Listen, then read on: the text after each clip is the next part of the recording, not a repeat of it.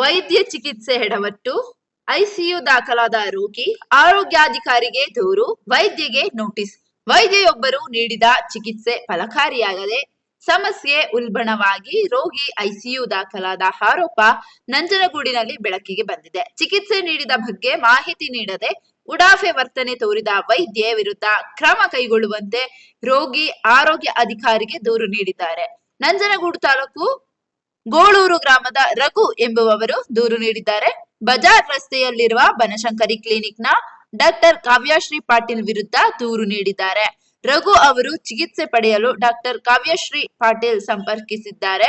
5 ದಿನ ಚಿಕಿತ್ಸೆ ನೀಡಿದರೆ ಪ್ರತಿದಿನ 2,500 ರೂಪಾಯಿ ಪಡೆದುಕೊಂಡಿದ್ದಾರೆ.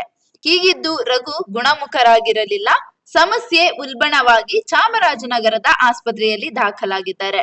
ತಮಗೆ ನೀಡಿದ ಚಿಕಿತ್ಸೆ ಬಗ್ಗೆ ಮಾಹಿತಿ ಕೇಳಿದಾಗ ಡಾಕ್ಟರ್ ಕಾವ್ಯಶ್ರೀ ಪಾಟೀಲ್ ಉಡಾಫೆ ಉತ್ತರ ನೀಡಿದ್ದಾರೆಂದು ಆರೋಪಿಸಿ ರಘು ಅವರು ತಾಲೂಕು ಆರೋಗ್ಯಾಧಿಕಾರಿಗಳಿಗೆ ದೂರು ನೀಡಿದ್ದಾರೆ. ತಾಲೂಕು ಆರೋಗ್ಯ ಅಧಿಕಾರಿಗಳು ಸಮಜಾಯಿಷಿ ನೀಡುವಂತೆ ಡಾಕ್ಟರ್ ಕಾವ್ಯಶ್ರೀ ಪಾಟೀಲ್ ಅವರಿಗೆ ನೋಟಿಸ್ ನೀಡಿದ್ದಾರೆ.